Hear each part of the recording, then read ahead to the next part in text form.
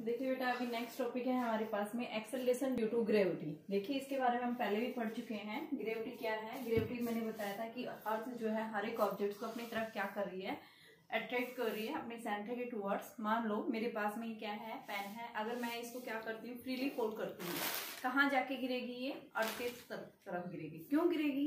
क्यों अर्थ की तरफ जा रही है? क्योंकि अर्थ जो है हर एक ऑब्जेक्ट को अपनी तरफ क्या कर रही है, एक फोर्स लगा रही है, अट्रैक्ट कर रही है, और उस अट्रैक्शन के कारण कहाँ जाती है, अर्थ के सेंटर की तरफ ही जाएगी। ठीक है, तो यहाँ पे जो एक्सेलरेशन प्रोड्यूस हो रहा है, that's acceleration is known as gravity. यानी कि जो एक्सेलरेशन, जैसे मान लो मेरे पास में एक फ्रीली फोल्ड बॉडी है, ठीक है, फ्रीली फोल्ड, मैंने किसी बॉडी को फ्रीली फोल्ड कराया, तो इनिशियली जब हमने उसको छोड़ा है तो इनिशियल वेलोसिटी उसके पास 0 है। जैसे जैसे वो नीचे की तरफ जाएगी तो उसके पास स्पीड क्या आएगी, v हो जाएगी। v square minus u square बराबर 2s। a की वैल्यू हम क्या लेंगे, g, s क्या होगा यहाँ h। तो हमारे पास ये इक्वेशन क्या बन जाएगी, v स्क्वायर माइनस 0 का स्क्वायर बराबर 2gh। तो v की वैल्यू क्या आ गई हमारे पास, √2gs। तो यहाँ जो बेटा एक्सेलरेशन जो प्रोड्यूस हुआ है, ये किसके कारण प्रोड्यूस हुआ है, ड्यू टू द ग्रेविटी के कारण, कि अर्थ जो है उस ऑब्जेक्ट को अपनी तरफ क्या कर रही है, अट्रैक्ट कर रही है।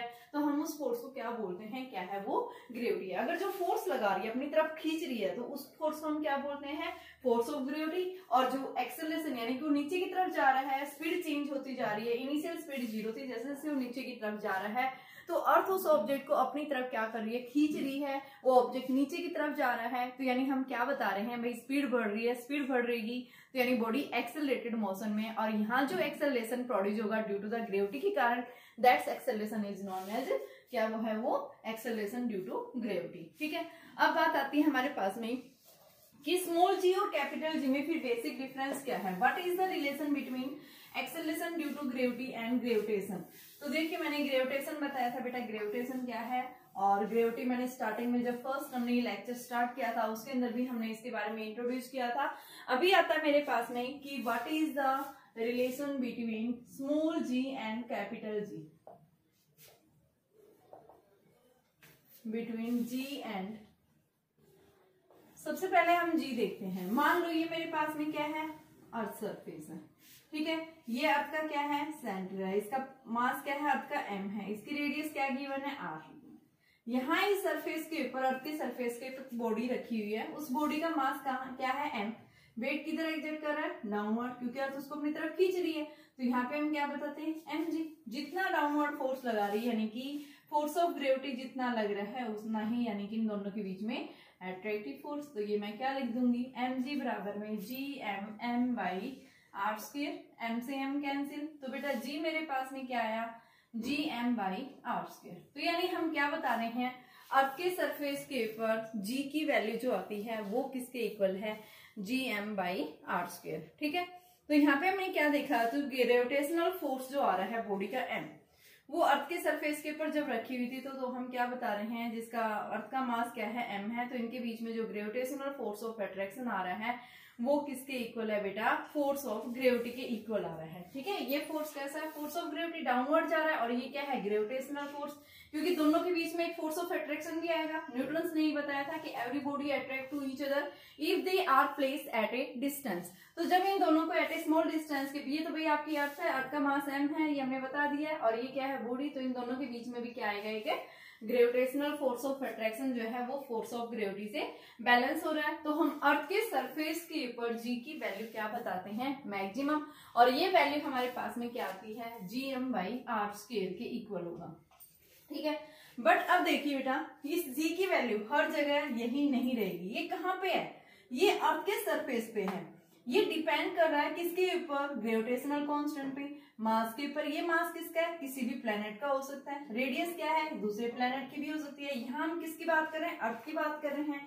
तो यहाँ इस केस में एक्सेलरेशन ड्यू टू ग्रेविटी जो है वो किसके ऊपर डिपेंड कर रही है, mass of earth and radius of earth के ऊपर डिपेंड कर रही है। ठीक है, तो यहाँ से हम बता रहे हैं कि अगर आपके पास में कोई दूसरा प्लेनेट है, जैसे मान लो मैंने जुपिटर लिया, इस जुपिटर के लिए हमने क्या बताया, सबसे लार्जेस्ट प्लेनेट है, तो इसका मास भी सबसे ज्यादा होगा, रेडियस भी सबसे ज्यादा, तो जी की वैल्यू भी इसके लिए क्या मिलती है, मैक्सिमम मिलती है, और ये लगभग हम क्या बताते हैं, 26 मीटर पर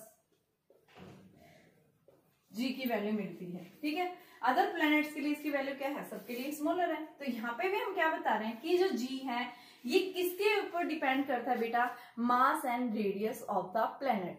ठीक है, कि उस सरफेस के ऊपर, उस प्लैनेट के ऊपर बॉडी कैसी रखी हुई है, उसकी मास, शेप, साइज, उनके ऊपर क्या है, ये इंडिपेंडेंट है। It depends only on the planets के ऊपर। प्लैनेट्स का जो मास कितना है आपके पास में, उसकी रेडियस कितनी है, ओनली क्या करते हैं, उनके ऊपर डिपेंड कर रहे हैं। ठीक है, शेप साइज के ऊपर क्या रहता है, ये इंडिपेंडेंट है, only depends on the mass and radius of the planet. ठीक है, तो यहाँ पे अगर मान लो आपके पास क्वेश्चन पूछा जाए कि वैक्यूम में मैंने दो बॉडीज एक साथ बेटा क्या किया है, प्रोजेक्ट की है, नीचे की तरफ फेंकी है, तो दोनों क्या करती हैं, सेम हाइट से एक साथ क्या करती हैं, वो पहुंच जाती हैं। लेकिन अगर क्या बोला जाए, उनका वॉल्यूम अगर अलग अलग ले लिया जाए, सेम हाइट से डाला है, तो उस केस में क्या वो दोनों सेम उससे जाएंगी, फोल्ड करेंगी, तो उस केस में आप क्या बताएंगे, नहीं, क्योंकि वहां पे उनकी डेंसिटी डिफरेंट होगी बेटा, मास अलग होगी। अगर मास इनिशियल केस में हमने क्या किया था कि आपके पास में दो बॉडीज थी, अलग अलग मास बॉडीज थी जिनका मास सेम है। ठीक है, पहले वाले केस में मैंने बोला डिफरेंट मास है, लेकिन अगर उनकी जो है उनको कहाँ वैक्यूम के अंदर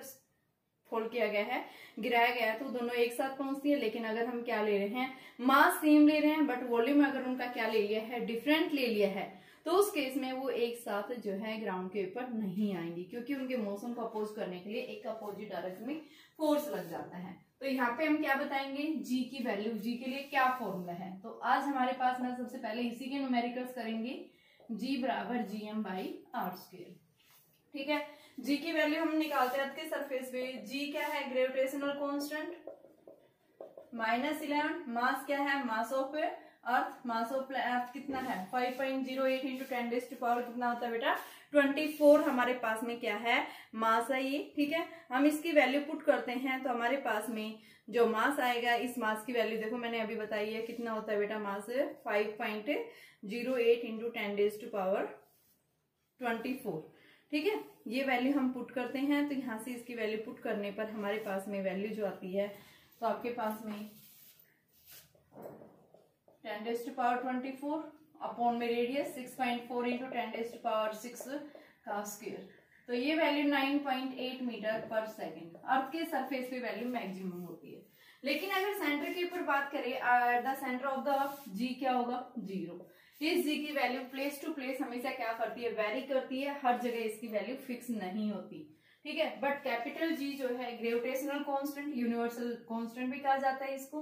क्यों कहा जाता है, क्योंकि इसकी वैल्यू हर जगह क्या होती है, फिक्स होती है।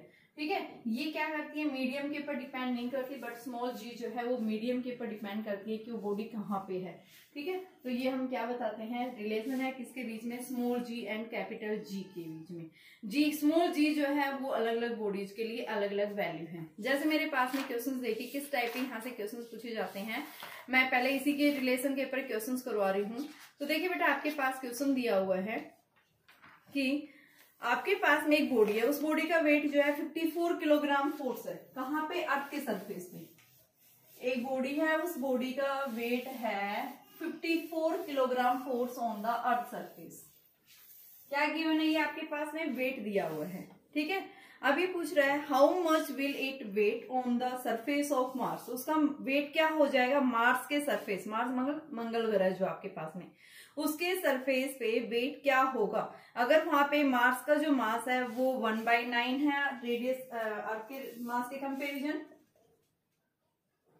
m' ले सकते हैं 1/9 of the mass of earth, and radius जो गिवन है मार्स के ऊपर वो कितनी दे रखी है बेटा, हाफ ऑफ द अर्थ। तो जो अर्थ के ऊपर जो रेडियस है उसका हाफ। ठीक है, तो यहां से हम अर्थ के सरफेस पे कितना है, GM by R square, Mars के ऊपर क्या हो जाएगा, GM' बाई R' स्क्वायर।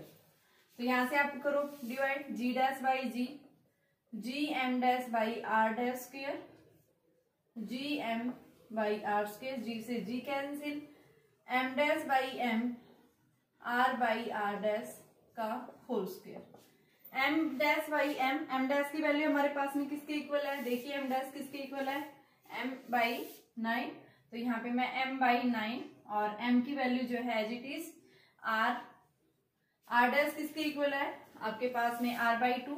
तो ये R/2 इसका स्क्वायर, ये यहाँ से रखिए R/2 और इसका स्क्वायर, R से R कैंसिल, M से M कैंसिल, आपके पास 1/9 और ये आ गया 4/9।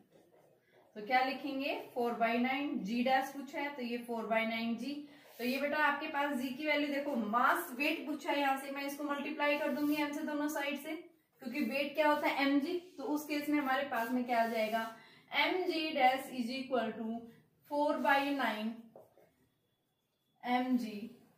तो आपके पास अर्थ के सरफेस पे mg कितना है 54 किलोग्राम फोर्स, तो यहां से 54 रख दो, तो 24 किलोग्राम फोर्स होगा कहाँ पे मार्स के ऊपर।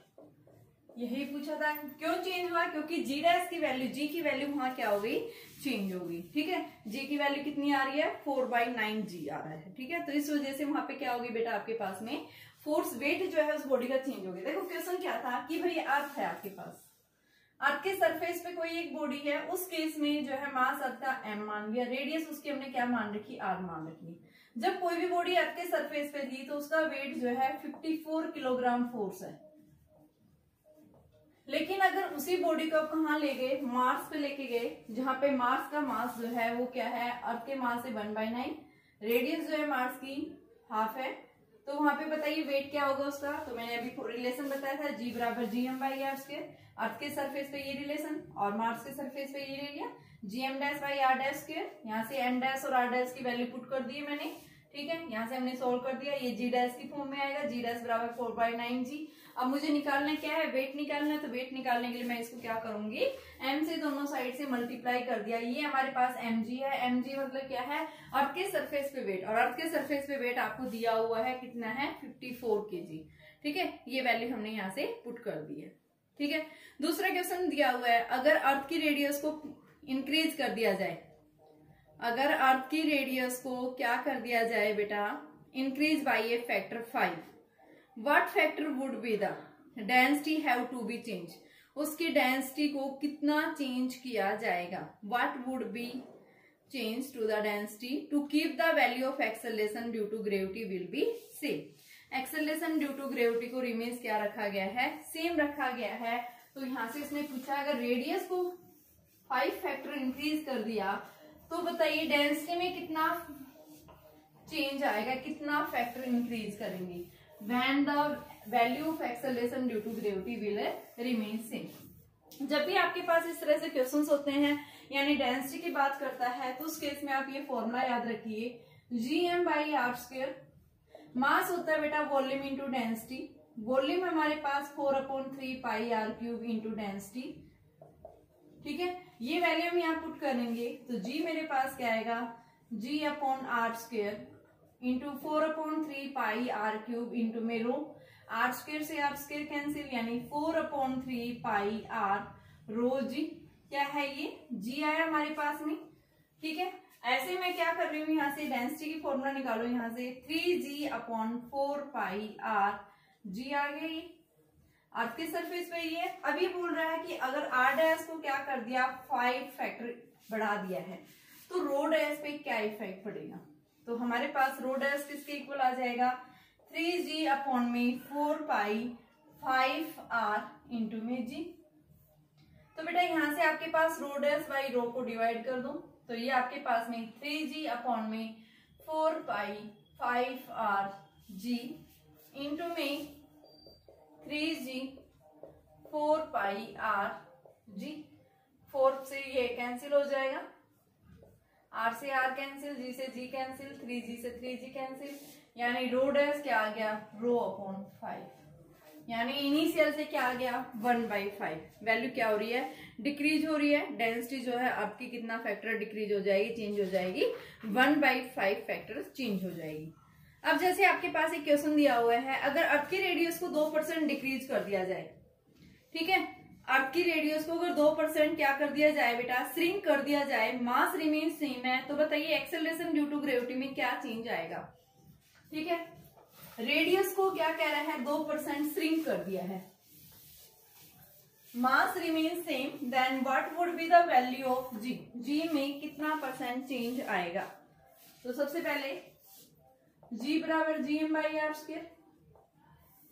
हम इसके अंदर क्या लेंगे एरर ले लें दोनों साइड से, एब्सोल्यूट एरर। एब्सोल्यूट एरर लेने के लिए मैंने क्या बताया डेल्टा G/G। GM क्या है कांस्टेंट, कांस्टेंट्स के अंदर कभी कोई एरर नहीं होता, तो हमारे पास में वैल्यू क्या आ जाएगी बेटा 2 delta R by R. Percentage निकालने के लिए हम क्या कर देते हैं, इसको दोनों साइड से 100 से multiply, 2 delta R by R into में 100। अब ये आपके पास क्वेश्चन में दिया हुआ है 2% श्रिंक कर दी गई है, यानी कि उसके अंदर 2 इंटू 2% एरर दिया होता तो आपके पास 4% आ गया। ठीक है, एक तो मेथड मेरे पास में ये है इसका करने का। दूसरा मेथड और ले सकते हैं हम इसको, अगर हम क्या ले ले, लोग ले ले। ठीक है, अनदर मेथड देखो क्या है, taking log on both side, तो log ऑफ g बराबर log of gm by R square. ठीक है, तो हमारे पास में क्या डिफरेंशिएशन करेंगे अब इसका, पहले हम इसको सोल्व करें। log g बराबर में gm log of gm minus log of R square. अब आप क्या करो, इसको अलग अलग खोलो, पहले log g plus log of m minus 2 log of r। अब बेटा डिफ्रेंशिएट करो इसको, डिफ्रेंशिएटिंग ऑन बोथ साइड, तो आपके पास क्या आएगा delta g by G, log g क्या है कांस्टेंट, कांस्टेंट का डिफरेंशिएशन हमेशा क्या होता है 0। ऐसे ही आप m का डिफरेंशिएशन लेंगे क्या होगा 0, तो हमारे पास क्या आ गया minus 2 delta r by R. log r का डिफरेंशिएशन 1 बाई आर, और अब r का करेंगे तो उसके मल्टीप्लीकेशन में डेल्टा r हो जाता है। ठीक है, तो हमारे पास में क्या आ गया, ये वैल्यू आ गई। अब परसेंटेज दिया हुआ है तो हम इसको दोनों साइड से 100 से मल्टीप्लाई कर देंगे, delta R by R into में 100। ये वैल्यू 2% बता रहा है, तो 2 इंटू में 2%, तो यानी 4%। कि जी के अंदर जो चेंज आएगा, इस वजह से नेगेटिव साइन इंडिकेट कर रहा है कि वैल्यू क्या हो रही है, चेंज हो रही है। ठीक है, तो यहाँ से यानी कि रेडियस इसकी वैल्यू आ रही है नेगेटिव, तो इसका मतलब रेडियस क्या है इसकी भाई डिक्रीज हुई है, श्रिंक हुआ है, श्रिंक होने की वजह से वैल्यू आ रही है। ठीक है, तो आपके पास में ये क्या है बेटा, इसमें एक्सेलरेशन ड्यू टू ग्रेविटी में यानी इतना परसेंटेज क्या आएगा, चेंज आएगा।